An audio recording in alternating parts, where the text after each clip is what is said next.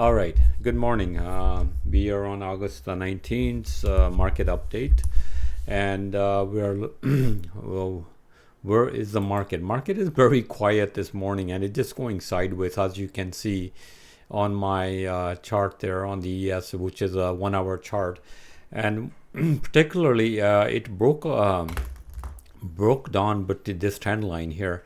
But I've been waiting for this to break below this level right there, around the 64.54.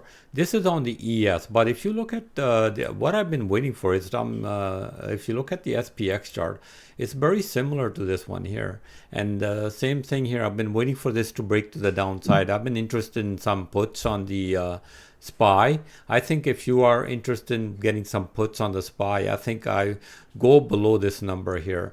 64.40.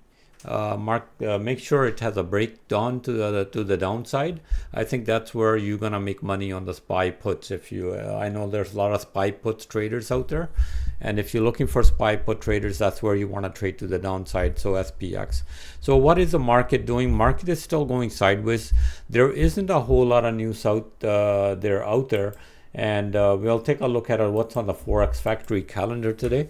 But there is not a lot of news out there other than Donald Trump news yesterday that he did in the White House with the European leaders and Zelensky. So from that news, it looks like everybody seems to be a little bit in a happy mode. Maybe there's something good news coming out of that. Maybe Donald Trump maybe is doing something right. If he does something right there and he does actually get a peace deal, maybe he does deserve the Nobel Peace Prize if he does that, if he can get that done. But nothing has been done yet. He's trying to arrange a meeting between Zelensky and Putin and see how that one goes. But let's see. Anyway, I thought it would be nothing would come out of it. That's what my thoughts were. But anyway, something may be coming out of this since a lot of the leaders spoke quite high about Donald Trump yesterday at the White House. So looking at this market, if a good news comes out of this, anything in the next few days, we could see the market going higher. And this market is basically going up and down on news. It has nothing to do with anything else. But if you overlook at the underlying health of the market, I think it's weak.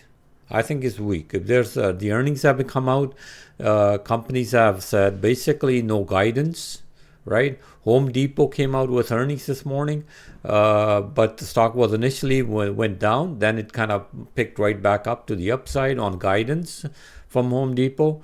But I still think there's going to be a big problem with stocks like Home Depot and many other stocks. They're going to have to raise their prices. They've been so far been eating all that prices that been coming out, but they're eventually going to have to raise prices, and that's probably going to be a big problem for them for the next quarter. But that next quarter is still a far away. But what's got to do with the market today? Market always looks ahead. Market never looks behind. So sooner or later, this pricing of these stocks, of their what they're selling, is going to come into the market where they're going to have less profit, less earnings, and the market is going to go to the downside eventually. But be prepared for that. That's what we're looking for in the market going ahead. So ES futures today, if you look at the 1 hour chart, it's basically going sideways. And if you look at the daily chart, it looks like it's climbing to the upside. And it's actually sitting, yesterday somebody pointed out, is it a flag or not? It is above the highs. It is a flag. But if we need for it to break out above 64, 84, 85, if he can break above that, 6,500 is not out of the question. And that's where the market can head and possibly head higher. After that black space, market can go anywhere, but market still needs a reason to run. And I think more and more negative reasons are coming up than just the interest rate cuts that's going to happen in September. Just imagine for now a second, this market is running on those rate cuts. If those rate cuts don't happen, what do you think is going to happen to this market? So I think this is going to be the big if story, and that's why I don't think market's going to go anywhere that fast, that quick. because of those indecisions. But we will find out more clarity a little more by the end of the week, because we got the Jackson Hole meeting going on, and what's gonna, especially Jerome Powell, gonna talk about Friday.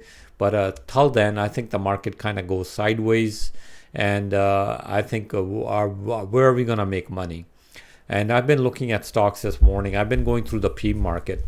I've been through a whole bunch of stocks. To be honest with you, I couldn't find one that really is that gonna take off today and could break out to the upside.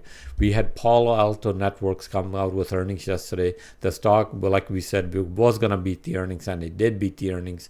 And we'll talk about that more in a minute. So let's take the next one. I think the market for ES futures. Is it a risk on day or a risk off day? It's neither one of them. I think you can trade. The market just gonna bounce around here, because look how small these candles are. Look at these. They look big when you get close up, but they're small candles. And this was an indecision candle. These are basically not breaking to highs, so it's going sideways.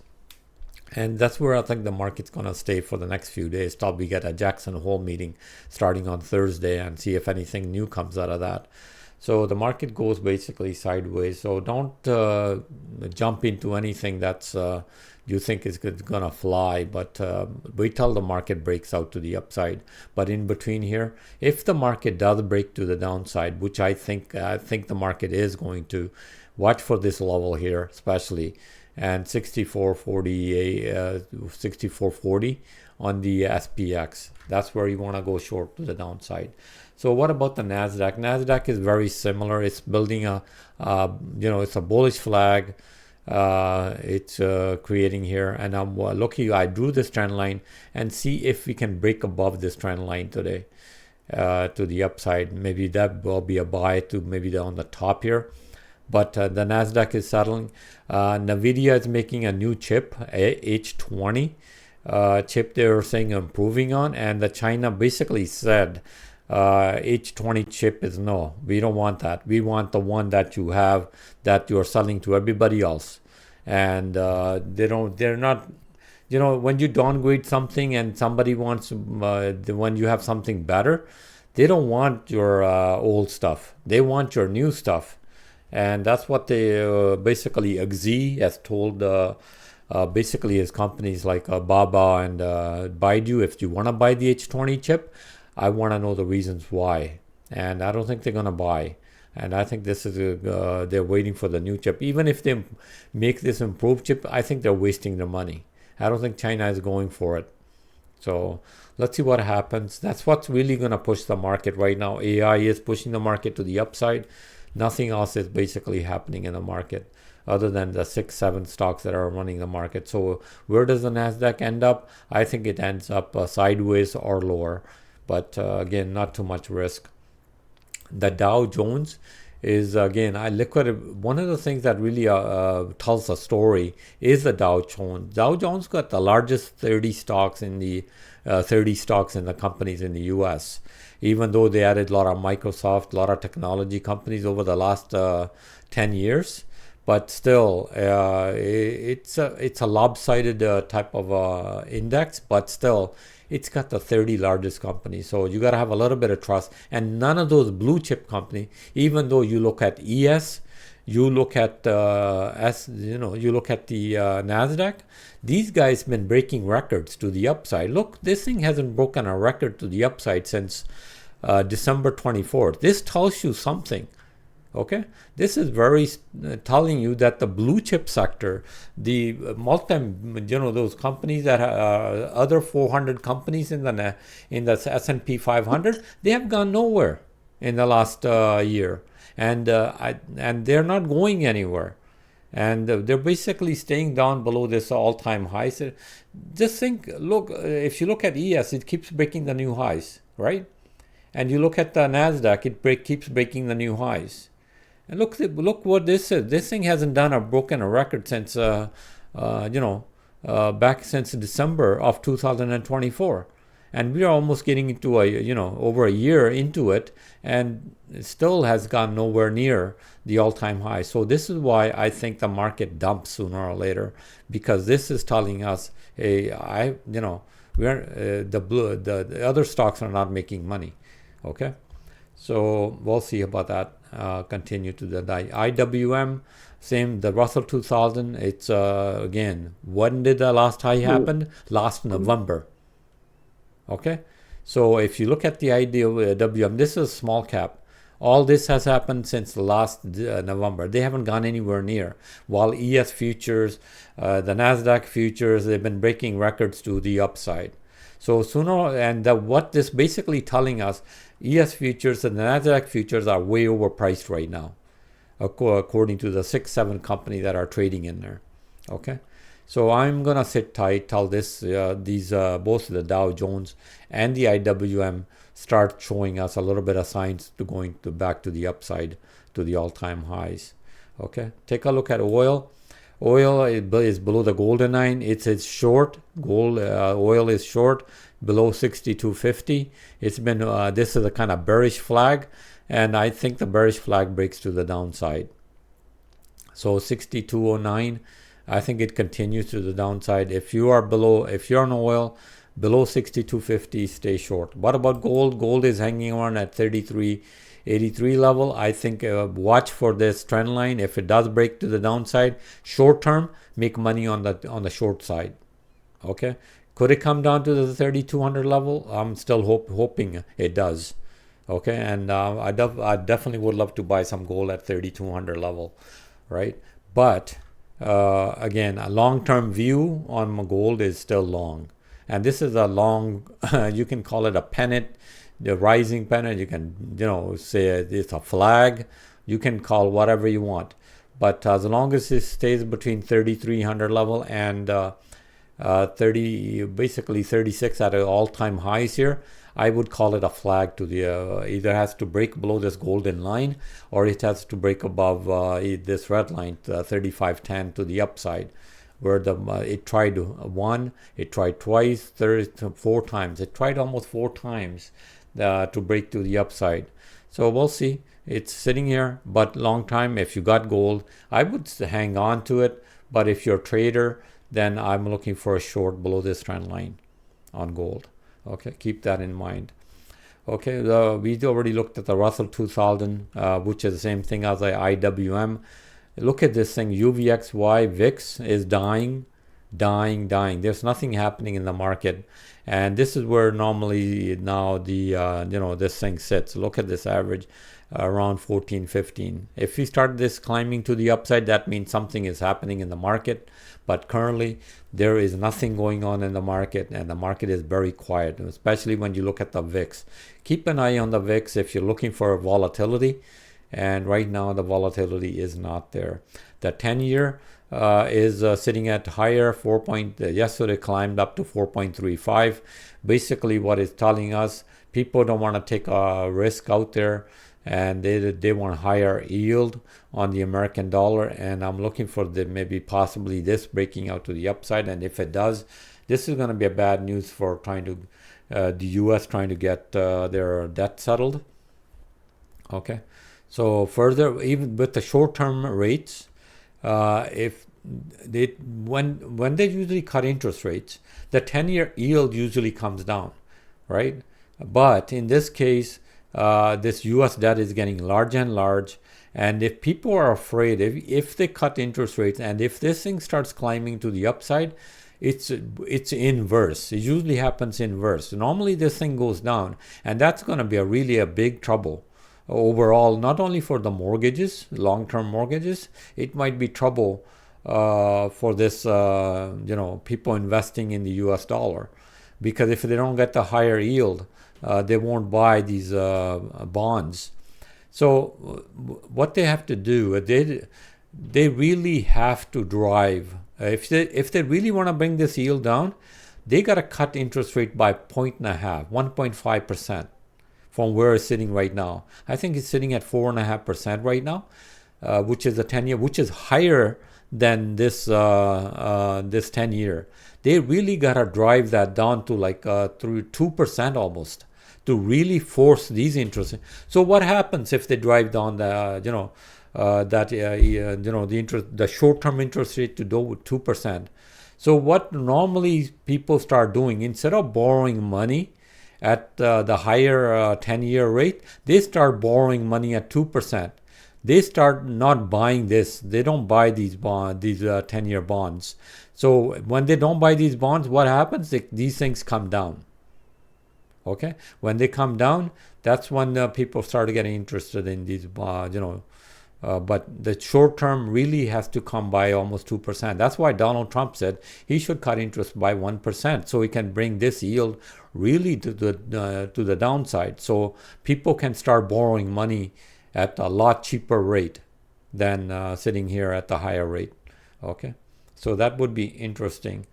I wouldn't be surprised in the next couple of months or maybe by December if he doesn't really drive this interest rates to the downside. Donald Trump will fire, I think, even Jerome Powell there. I don't know how long he'll wait, but he's got to wait till next April before he can actually, assign somebody. But what's happening with the rest of the market? I promise I will talk about interest rate. I know somebody asked me talk about how these bonds work and stuff like that. I promise I will do that. I was going to do it on the weekend, but unfortunately got very busy, but I will do that. How the whole relationship between the bonds, the short-term rates, and the long-term rates, what's the relationship? How does the whole market work with that? So we'll do a class on that pretty soon. Okay, so looking at the SPY puts and call ratio, what is this telling us? This is telling us the market should go higher. Because it went to the call side. The SPY is under 1. The triple Qs is almost under 1. And then you got the IWM. It's not bad, sitting at 1.39. So the whole market today is telling us the market should go higher. But let's see what happens. Currently, ES futures is sitting at 2 points lower, and the NASDAQ is only 24 points lower. So nothing is really driving. What about Bitcoin? Bitcoin has been going to the downside since it's got a feeling that there was a chance of not getting a full 0.5% cut in interest rates. It's going to maybe only possibly a quarter or zero. If it's zero, Bitcoin goes down further to the downside. So it can come down to this level here first, which I pointed out yesterday, which is about 112, 111. That's the first support for this Bitcoin. And if it breaks below here, that's going to be a bad news for Bitcoin. Then the Bitcoin could come close to 100K. Okay, so it's very important that Bitcoin stays above here, and it needs those interest rate cuts. And what's happening with the dollar and the currencies? Again, they're basically on hold here. I still think the pound gets stronger. I still think that the euro gets stronger. The euro has been getting back to the level here. Remember this trend line we broke. If this breaks to the upside, I would be a buyer of euro against the American dollar. Okay, so I'm also waiting for that to break out more to the upside. What about the pound? Same thing. Pound has been coming back to the upside. It did break this to the upside. I see $1.40 on the pound. And if you're a trader, I think it's still going to be strong to the upside. But the Japanese yen has been holding steady here. But I still see Japanese yen around 140, 135 in the future. Canadian dollar has been getting a little bit weak. I've been calling this for $1.34, $1.35. It's been waiting for this settlement on tariffs. Nothing has come out of it. So the Canadian dollar would have got a little bit stronger on that. But right now it's going sideways. If you're looking for some American dollars right now, I maybe wait a little longer. It did come down to the $1.35.57 area. I was calling $1.35 back here, but I think it's still if we can get a little bit of trend to the downside, I think we can still reach that $1.35 level. But again, it's been holding this level pretty steady and waiting for these tariffs to settle down. Okay, so that is on your currencies and stuff like that. So let's go back to some of the earnings. Let's go over to Forex Factory just quickly. What's going on today? We got the Canadian CPI data that just came out, and I wanted to show you that what's going on here is overall The common CPI data was basically zero point 0.3 forecast. It came at 0.3. The medium forecast was 3.1 and came at a 3.1. Last time it came at a 0.3. 3.0. So the inflation data on Canadian side has picked up a little bit, but overall data is still sitting at 3%, which is slightly higher than the American inflation right now. So that's why even with the Canadian next Bank of Canada rate decision, I think they will hold. I don't think they're going to be cutting any interest rates in Canada for the next I think couple of months. So unless this inflation starts coming down further to the downside, that could be a problem, even though common CPI year over year showed a sign, but it's only, same as the previous 2.6%. So 3% inflation is still a little bit high. The goal is to get this down to 2%. That's what the Canadian Bank of Canada governor is saying. So we'll see what happens to that. Other than that, there's not a lot of data here coming out. Tomorrow there's some, the FOMC minutes that come out. Then we got on Thursday we got the jobs number and the flash manufacturing data coming out, and then also Jackson Hole meeting starts, and Friday Jerome Powell starts talking. Okay, so that is again the data, that not much data that's really gonna affect us. So anybody has any stocks they want to talk about? So I'm going to get into the stocks now. Let's talk about Palo Alto Networks, PANW. We said that they were going to beat the earnings, and they did beat the earnings. The stock is up this morning to $187. It's up $10. Anybody who bought I don't play for earnings, but I did say that they want to beat the earnings, and I think many of you also agreed. Gurkeet also agreed that it was going to beat the earnings. But if you guys bought this stock, you are nicely up to the upside here, and it's sitting at 187.81 this morning. Their earnings per share, they beat it by 6 cents. Same thing with the revenue, 35 million. And they also have given up a nice little guidance on future, where this the earnings are going and they're doing fine. And why they're doing so well? Because of all the cloud computing they're putting in, the servers they're putting in. And obviously this company is a high network, and there are a lot of companies, they've been around for a very long time. They're very good at what they do, and they continue. I think eventually this stock goes back to the all-time highs here, according to their guidance. So they have been doing really well. The other one came out with this morning, Home Depot.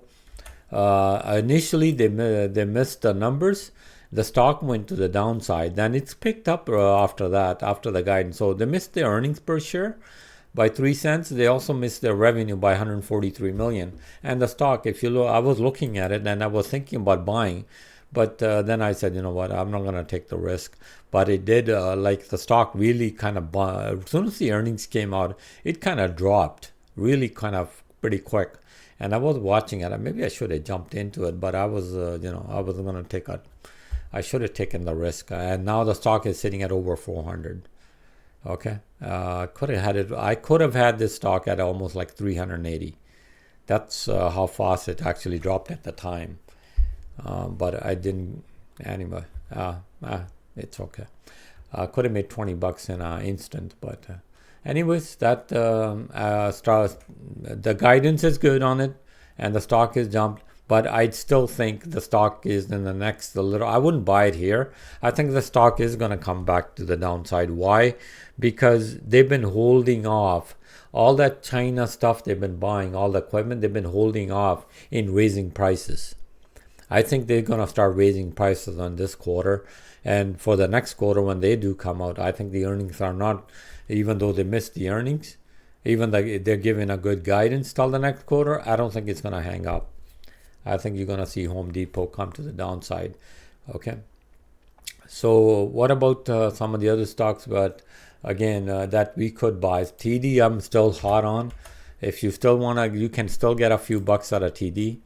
To the upside is sitting at 102. It was $103. I do think it's going to break this level. The earnings are coming out soon next week, and on Tuesday The earnings start with a BMO, and once a BMO comes out with earnings, if BMO comes out good with earnings, all the stocks usually pick up. All the bank stocks usually pick up. So starting Tuesday next week, we have earnings coming out, and I think TD is still cheap. I think BMO had a nice run up. If you're holding on to BMO, you can definitely hold on to it. I think it will beat the earnings, which they're gonna come out next Tuesday. Let's go to a day chart. That's where we'll see very strong chart again. Earnings come out on Tuesday. Again, it's breaking the new highs to the upside. Is this? Yeah, that is the all-time high on this right now on BMO. Remember, I have this stock from 20 years, and if you want to hold for the next 20 years, I'm sure you're gonna make money. Okay, so continue to what else we can look at. I also look like stocks that are going to the downside. CNR is one of my favorite. I'm accumulating.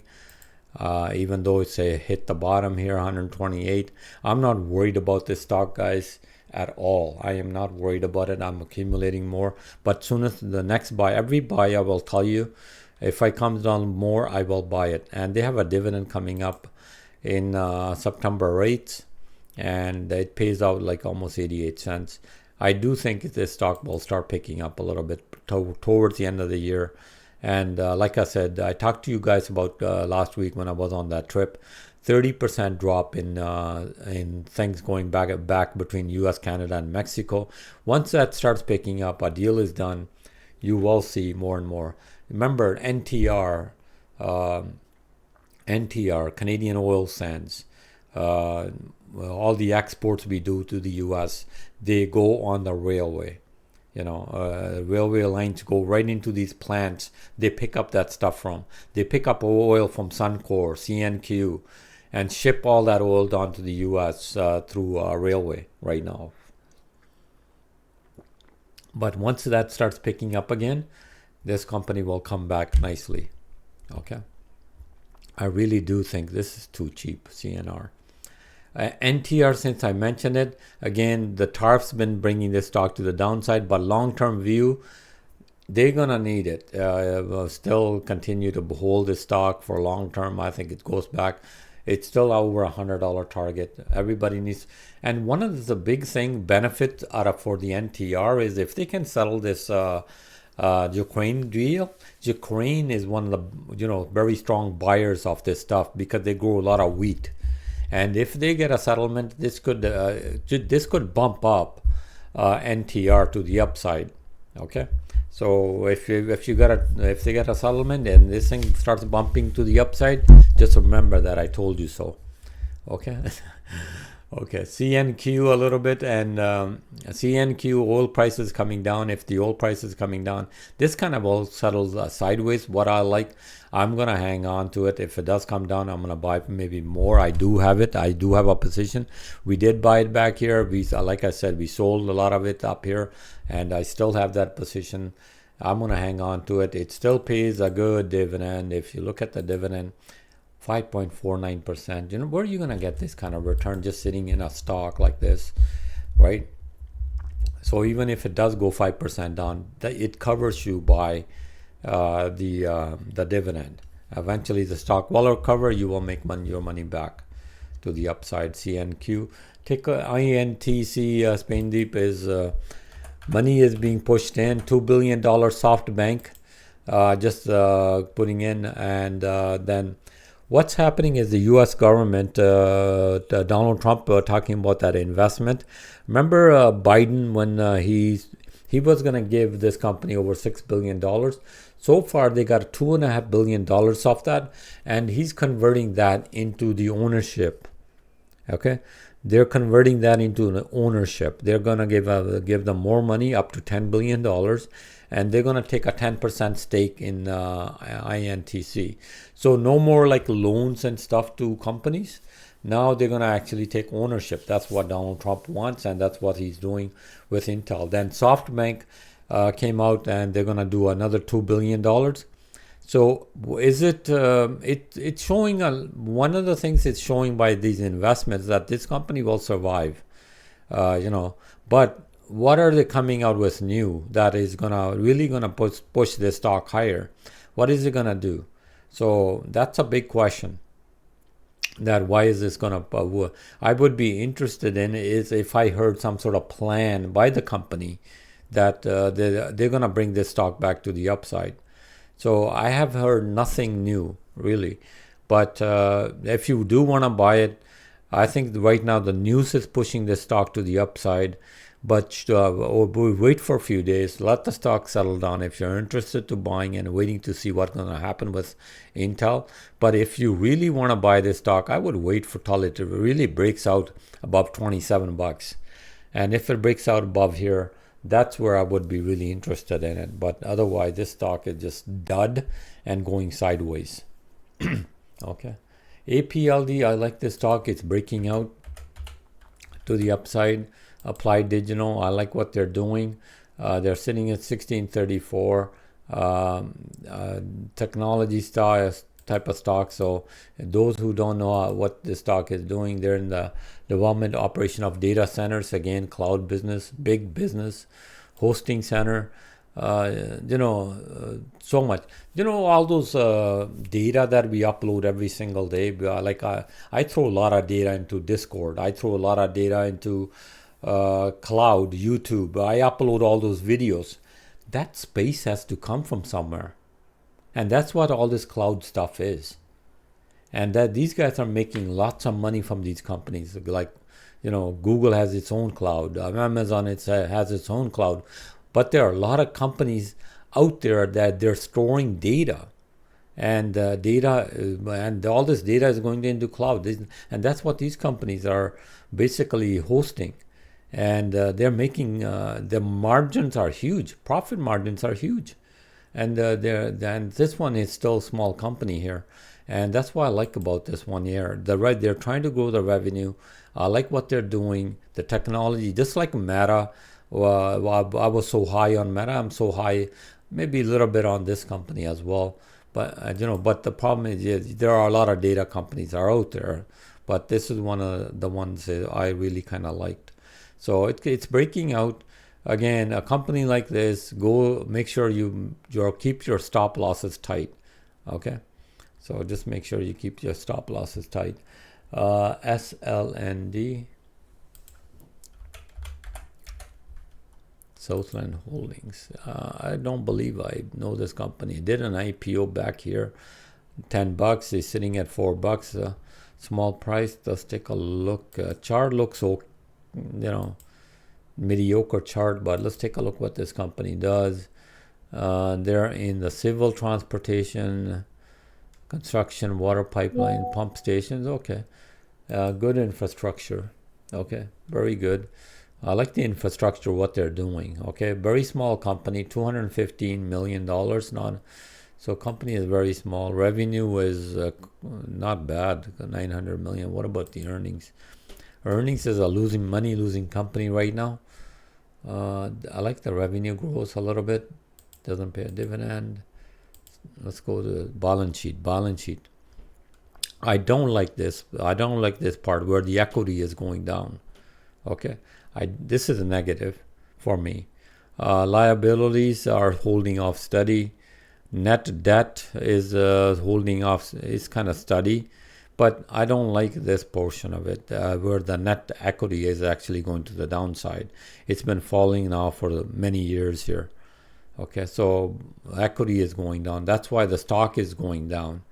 And book value is probably going down. And what I would look for a company like this, look for, first of all, chart needs to be fixed. And chart needs to go to the upside. It needs to break out to the upside. Second, that revenue needs to grow. And those earnings needs to grow, and those numbers needs to go to the other side positive. But overall, now I would just stay away from this right now. Keep an eye on it if you like.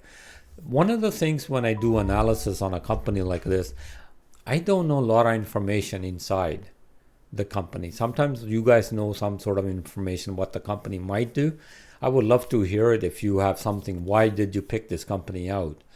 To analyze it, right? So it would be a few words sometimes. Maybe next time you guys, when you put a company that you like in here, maybe the reason why you put it there, why you like it, that would be sometimes make it. It will make me more think why I shouldn't invest in a company like this.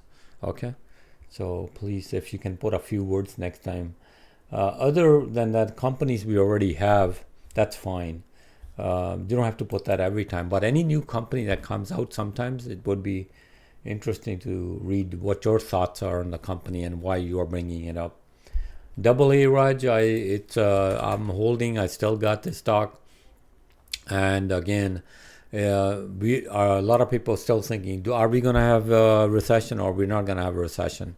I like this stock. I like waiting for this breakout above $32 to the upside. It's a solid company. I think once we get this thing going, interest rate cuts going, this stock will go higher to the upside. It's a this this stock gets affected by all those tariffs. It's also get affected by all those the recession as well. But long term view is this is if you look at aluminum, it's used in the making of the cars. It's used everywhere. Aluminum is everybody needs aluminum, but it's just a slowdown factor on the cars this right now. The tariffs and all that is kind of keeping the stock where it is. I am a long-term holder. I will continue to hold. I think it should be trading at 42 bucks right now, but we'll see how it gets there. But I'm still holding on to the stock. Okay. So thank you very much. It's 8:52. I'm gonna let Harvey update the market. Then I'm still searching for some stocks here on the sideline, but I am keeping a close eye on. Make sure you keep close eye on that SPX. If it does break below 64.40, do you want to play puts on SPY, or you want to short the ES? That could be another way you can play the market. But look for SPY puts. Okay. Look for SPY puts below 64.40. Right now, ES is sitting at 64.63, 5.5 points down. NASDAQ is down 51 points. I will come back to you as soon as Harvey done his market update. So thank you. All right, good morning, guys. Hope everyone is doing well on this Tuesday morning. So, my outlook on the market is